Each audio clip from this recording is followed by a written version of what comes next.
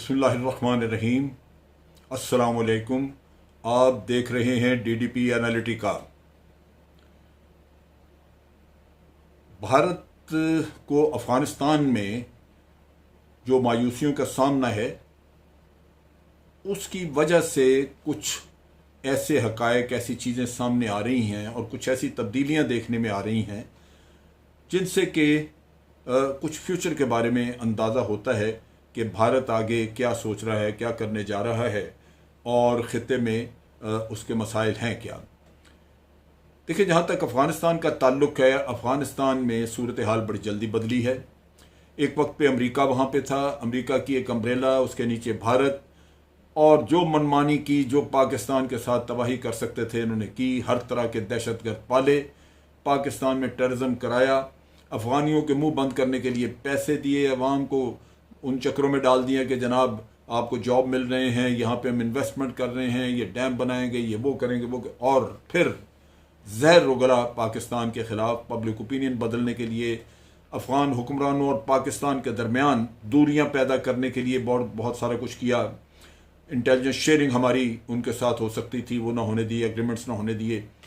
यानी हर वो काम भारत ने किया जो अफ़गानिस्तान में बैठ के वो पाकिस्तान को नुकसान पहुंचा सकता था। यही वो पॉलिसी थी जिसको वो परसू कर रहा था, और इसी के लिए जो अफ़गानिस्तान में जितना पैसा उसने खर्च किया है, $3 बिलियन की बात करते हैं, ये उनके सियासतदानों की जेबों में भी गया है, प्रोजेक्ट्स भी लगा है। ये सारा खर्चा इसीलिए किया है कि पाकिस्तान के ख़िलाफ़ वहाँ से उसको काम करने के लिए वहाँ से तावन भी मिले, जगह भी मिल जाए। वरना अफ़गानिस्तान और अफ़गानियों के साथ ना उसका कोई ताल्लुक़ बनता है, ना उसकी बाउंड्री सरहद मिलती है। और क्या उसको एक मुसलमानों का जो हशर उसने किया हुआ है भारत के अंदर, यहाँ मुसलमानों के साथ उसको क्या अनोखी मोहब्बत होगी। यानी मुसलमानों का दुख दर्द लेके वो अफ़गानिस्तान में आए थे कि जनाब इन मुसलमानों की भलाई हमने करनी है। असल दुख तो वहाँ पे ये था कि ये इनको बागी करो, इनके दिमाग ख़राब करो और यहाँ से उठ के पाकिस्तान के ख़िलाफ़ काम करो। सो आज भी भारत वहाँ पे स्पॉइलर का रोल कर रहा है, क्योंकि अमेरिका तो चला गया, उसको वो ये रोक नहीं सकते थे। लेकिन एक चीज़ ज़रूर है कि अगर अफ़गानिस्तान में खाना जंगी हो और जो हुकूमत वहाँ पे हो उसकी तमाम पूरे अफ़गानिस्तान के ऊपर अगर रिट नहीं होगी, तो फिर इसी तरह मुख्तलिफ कोने इधर उधर जगह हैं जहाँ पे कि दहशतगर्द अपने लिए कोई ना कोई सहारा, कोई जगह बना के रहेंगे, वो भारत के लिए काम करते रहेंगे, क्योंकि दहशतगर्द को पैसा चाहिए। आप बड़ी आसानी से नॉर्दर्न अलायंस के ज़ेर साया वहाँ पे जगह ले सकते हैं। नॉर्दर्न अलायंस भी तालिबान के ख़िलाफ़ अपने हथियार तैयार कर रही है। तो ये जो डिस्टेबलाइजेशन है ये भारत को हर लिहाज से सूट करती है। सूट तो बहुत ज़्यादा करता था कि अगर अमेरिका बैठा रहे और उसके ज़ेर साया भारत ये अपना घिनौना खेल, शर्मनाक खेल खेलता रहे। लेकिन अगर अमेरिका चला गया, जिसको रोका नहीं जा सकता था, तो फिर भारत के लिए यही है कि यहाँ पे ये कत्ल व गारत जारी रहे।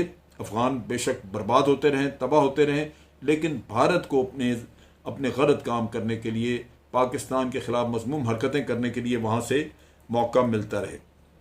और भारत यही करता रहे कि एक डिस्ट्रस्ट अफ़गानिस्तान और पाकिस्तान की हुकूमतों के दरमियान, पाकिस्तान तो बहरहाल इस चीज़ को समझता है, दूरंदेशी से बात को हैंडल करता रहा है, लेकिन अफ़गान इस मामले में भारत के हाथ में खेलते रहे हैं। और आज उनको तालिबान के हाथों वो ज़िल्लत उठानी पड़ रही है जो किसी ज़माने में भारत की वजह से समेटते रहे। अगर भारत के मुंह ना लगते, अगर भारत के इन जलालतों से जो वो वहाँ पे पाकिस्तान के ख़िलाफ़ कर रहा था, अगर उसको भारत को ये मौके ना देते तो आज शायद इनके मामलात बेहतर होते।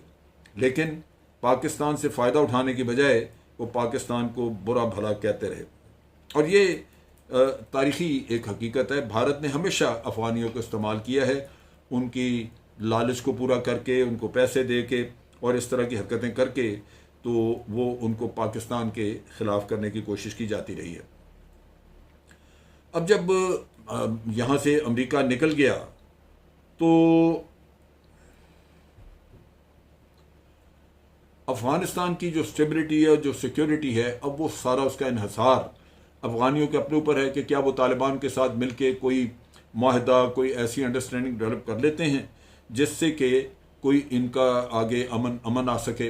अगर अमन आ जाए तो भारत की छुट्टी होती है, लिहाजा यहाँ पे यही चक्कर रहेगा कि अमन किसी तरह ना आए। लेकिन दूसरी तरफ ये है कि तालिबान बड़ी तेज़ी से फतूहात हासिल कर रहे हैं। आज की भी खबर है कि तालिबान ने वो तमाम असला, वो गाड़ियाँ को 700 के करीब वो अफगान फ़ौज से छीनी है जो उनको अमरीकी दे गए थे, और ये आज की खबर है।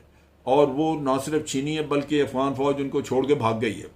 तो इस तरह तालिबान को तो फतूहात, और तालिबान जो है वो चाहेंगे कि रेजिस्टेंस ना हो, जंग ना हो उनकी, वो मस्जिदों से ऐलान करें और लोग उनके साथ मिल जाएं और इस तरह वो अफगानिस्तान पे काबज़ हो जाएं। अब यहाँ पे रोज़ाना की बुनियाद पे वो मुख्तलिफ अजला कब्ज़ा करते जा रहे हैं, और यहाँ पे डेफिनेटली कुछ न कुछ जो हमसाया मुल्क हैं उनको इस चीज़ की तशवीश है, क्योंकि जब तमाम अफगान मिल के आपस में एक मुत्तफ़िका हल नहीं निकालते तो जो भारत वहाँ से खेल खेलेगा, हमें उसकी फ़िक्र है कि भारत फिर वहाँ से टेररिज्म तो कराता रहेगा, बावजूद इसके कि हमने फेंस लगाई है, बहुत कुछ किया है, लेकिन फिर भी ये दहशत गर्दी को अगर फैलाना हो तो कोई ना कोई मौका तो निकल आता है। पाकिस्तान ने रशिया, ईरान और चाइना के साथ मिलके ये एक तरह से एक्नॉलेज कर लिया, और आज हम ये तस्लीम करते हैं, क्योंकि अमेरिका ने भी इसीलिए निगोसिएशंस की, और वो ये था कि तालिबान जो हैं वो स्टेक होल्डर हैं, वो बहरसूरत एक वक्त पे हुक्मरान थे, हुकूमत थी, अमेरिका ने ज़ोर बाजू पे या ताकत के ज़ोर पे उनको निकाला, उनसे हुकूमत छीनी, और लाजमन वो अपनी छीनी हुई हुकूमत को दोबारा पहले इस्टेब्लिश करना चाहते हैं। और उनके अगर वो उनका हक़ हुकूमत वो दूसरे लोग नहीं मानते तो जो फॉल आउट है वो पाकिस्तान भी देखेगा, कुछ और जो ईरान वगैरह हमसाया मुल्कों भी देखें। नेचुरली इसकी हमें कुछ न कुछ परेशानी है।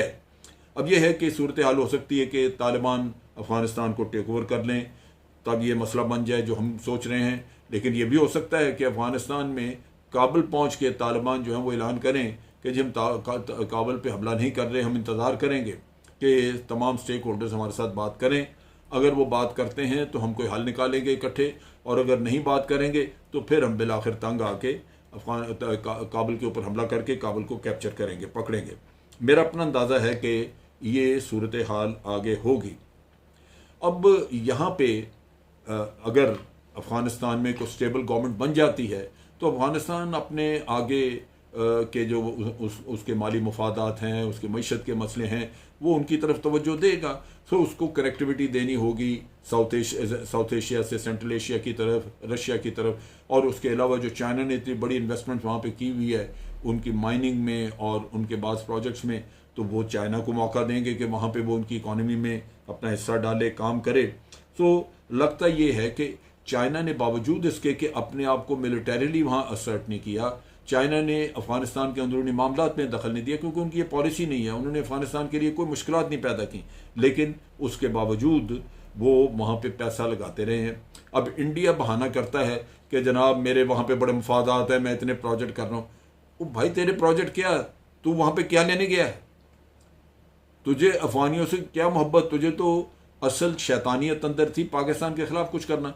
अब तुझसे ज़्यादा इन्वेस्टमेंट चाइना ने की हुई है, इनसे डबल से भी ज़्यादा इन्वेस्टमेंट है चाइना की। वो तो नहीं बोलता, वो तो नहीं ये रोना रो रहे कि जनाब हमारी इन्वेस्टमेंट और हमारे प्रोजेक्ट, भाई वो उनके फ़ायदे के लिए किए थे। अगर तुमने अफ़गानियों के लिए, तो अफ़गानी नहीं अभी ले रहे ये फ़ायदा, तो आप छोड़ के बाहर हो, आप अपना पैसा समेटें, आपका पैसा बच गया, तो इसमें कौन सा रोना है। लेकिन ये एक बहाना भारत ने पकड़ा हुआ है, और ये कि जनाब हमारा बड़ा नुकसान, हम तो वहाँ प्रोजेक्ट कर रहे थे तो वो अधूरे रह जाएंगे, ये मैं समझता हूँ कि बहाना है बहुत बड़ा।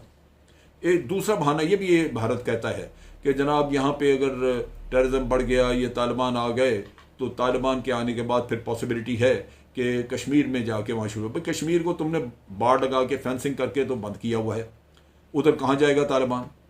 तो ये भी एक बहाना, और वैसे भी तालिबान के जाने के कोई रास्ते नहीं है इधर, तो ये भी एक बहाना भोंडा किस्म का भारत ने रखा हुआ है। परेशानी सारी ये है कि अगर तालिबान की हुकूमत वहाँ स्टेबल हो जाती है, आ जाती है, तो फिर भारत के मज़मूम अज़ाइम जो हैं वो पाया तकमील तक नहीं पहुँच सकेंगे। इसी खौफ से भारत ने उस हुकूमत, अशरफ गनी की हुकूमत, जिसको कि इतना अरसे तक उसको सपोर्ट करते रहे, इसी वजह से ये तालिबान उनको धोखा देके तो तालिबान के जाके तो उनको जाके मिन्नत समाजत करनी शुरू की कि जनाब हम भी हैं यहाँ पे, हमारे साथ बात करें, हम अमन के लिए काम करेंगे। तालिबान बेवकूफ़ हैं, उनको नहीं पता कि आप पिछले 20 साल से उनके ख़िलाफ़ सारी कार्रवाई करते रहें? क्या उनको नहीं पता कि जब अमन का माहिदा दस्तखत हुआ है तो इधर आप दहशतगर्दी के वाक़यात करा के सिखों पे के मंदिर पे करवाया और इस तरह करवा के आप उनके गुरुद्वारे पे आपने कराया, ये हमले करा के तो आप तालिबान पे इल्ज़ाम लगवाते रहे। आपने तो जितनी शैतानियत और शर्मंगेज़ी फैलानी थी वो तो भारत ने फैलाई वहाँ पे। तालिबान बेवकूफ़ हैं कि वो ये चीज़ें नहीं जानते, उनको सारा कुछ पता है, लिहाजा वो इनको बातचीत करने में तो सब बात करते हैं, लेकिन वो भारत को नज़दीक नहीं आने देंगे, क्योंकि जिनको पता हो कि इसकी तारीख ही यही कुछ है कि मुसलमानों के दरमियान आपने फतूर पैदा करना। फिर इजराइल के साथ इनका ताल्लुक, वो जो इजराइल के साथ ताल्लुक है उसको तालिबान बहुत शक की निगाह से देखते हैं। ये कैसे हो सकता है कि मुसलमानों का हर जगह भारत नुकसान कर रहा हो, कश्मीर में जुल्म कर रहा हो और तालिबान इधर इनके गले लगा ले? ये तो हो ही नहीं सकता। लेकिन ये कि ये जाके ये मैं हैरान होता हूं कि किस मुंह से ये जाते हैं, वही घरौना मुंह जिसके जरिए ये तालिबान के खिलाफ सारी कार्रवाइयाँ 20 साल से करते रहे, अब आके तो उन्हीं तालिबान के सामने जाके खड़े हो गए। लिहाजा ये काम चलने वाला नहीं है। बावजूद इसके कि एक बड़ी सिग्निफिकेंट किस्म की इन्होंने शिफ्ट की है, लेकिन ये शिफ्ट एक मौका परस्ती के तहत, एक मजबूरी के तहत है जो इन्होंने की है। लिहाजा तालिबान इस शिफ्ट को तस्लीम नहीं करेंगे। अब यह है कि जो निगोशिएशंस वगैरह इन्होंने तालिबान के साथ की हैं, वो तालिबान ने इनको कोई पक्की इंडिकेशन नहीं दी, और ये जो बहानेबाजियाँ ये कर रहे हैं उस पर भी तालिबान ने इनको कोई ऐसी इंडिकेशन नहीं दी जहाँ से ये कहा जा सके कि ये तालिबान को भारत का कोई रोल मंजूर है वहाँ पे। भारत को दूसरी जो परेशानी है वहाँ पे वो है चाइना की। चाइना लाजमी बात है जिसने इतनी इन्वेस्टमेंट की हुई है, अगर वहाँ पे अमन होगा चाइना अपना काम करेगा वहाँ पे। और फिर चाइना को कनेक्टिविटी चाहिए। चाइना एक सी पैक यहाँ पाकिस्तान में बना रहा है, इतनी बड़ी इन्वेस्टमेंट, वो उसको उसका पूरा चाहेगा कि उसकी पूरी कैपेसिटी पे यूज़ हो। वो रशिया को कनेक्ट करना चाहेगा, सेंट्रल एशिया को कनेक्ट करना चाहेगा, और मोर देन दैट $400 बिलियन की इन्वेस्टमेंट 25 साल में उन्होंने ईरान में करने का ऐलान किया है। ईरान के साथ उनकी एक स्ट्रेटजिक पार्टनरशिप बन गई है, एग्रीमेंट किया है, तो वो कैसे नहीं इस खत्ते में आएंगे? वो लाजमन आएंगे। इंडिया को ये भी बड़ी फिक्र है कि चाइना की एक बड़ी प्रोडोमिनेंट पोजीशन यहाँ बन जाएगी, और लिहाजा वो मुख्तलिफ हीले बहाने लेके तो यहाँ पे किसी न किसी तरह लटका रहना चाहता है, अटका रहना चाहता है। मेरी अपनी सोच ये कहती है कि तालिबान ने तो भारत को मुंह नहीं लगाना। तालिबान कभी भी भारत के साथ वो ताल्लुक नहीं डेवलप कर सकते, वो एतमाद बन नहीं सकता जो भारत पहले से करता रहा। उसकी वजह से भारत असल में सोया रहा है, एक वक्त में इन्हीं तालिबान को दहशतगर्द कहता रहा और आज सडनली उनके साथ जाके मुज़ाकरात कर रहे हैं। तालिबान ये सारी चीज़ें जानते हैं। भारत इस काम में हो गया लेट। अगर उन्होंने 2-4 साल पहले तालिबान को कांटेक्ट किया होता और उनके साथ कोई अंडरस्टैंडिंग बनाई होती तो शायद इनका मामला चले जाता। ये मस्त रहे कि यहाँ पे अमेरिका बैठा हुआ है और हमें अमेरिका की सरपरस्ती में हर तरह के गलत काम करने की बिल्कुल इजाज़त है, जो जी चाहे करें। तो इस ख्याल से ये मुतमईन रहे और ये लेट हो गए। अब ये जो बस थी वो इनसे छूट चुकी है। अब वहाँ पे हालात बदल चुके हैं और भारत, मेरा नहीं ख्याल कि अब वहाँ पे कोई और काम कर सकता है सिवाय इसके कि स्पॉइलर का रोल करे। और आइंदा भारत का रोल वहाँ पे यही होगा, और ये चाइना को, पाकिस्तान को, रशिया वगैरह सबको ये बावर करा देना ज़रूरी है कि भारत का रोल ये होगा कि अब नॉर्दर्न अलायंस के साथ दोबारा मिलके वो नॉर्दर्न अलायंस को मरवाता रहेगा, लड़वाता रहेगा वहाँ पे, और उससे उसकी कोशिश यही होगी कि यहाँ पे इंस्टेबिलिटी रहे और इस इंस्टेबिलिटी की वजह से यहाँ पे नुकसान होता रहे और हमसाया मुल्क जो हैं वो सफ़र करें। इंशाअल्लाह भारत के ये सारे अज़ाइम नाकाम होंगे। तालिबान पहले से ज़्यादा समझदार हैं, बहुत रिफॉर्म लोग हैं, उनको पता है कि उन्होंने अपने मुल्क में कैसे हमांगी पैदा करनी है, कैसे उन्होंने बाकी धड़ों को मिला के चलना है, और ये भी उनको पता है कि भारत खैर खा नहीं है। लिहाजा इस मुल्क को हमने अपने एक गलाजत समझते हुए अपनी सरहदों से दूर रखना है। आज के लिए इतना ही। अफवाज पाकिस्तान जिंदाबाद, पाकिस्तान पाइंदाबाद।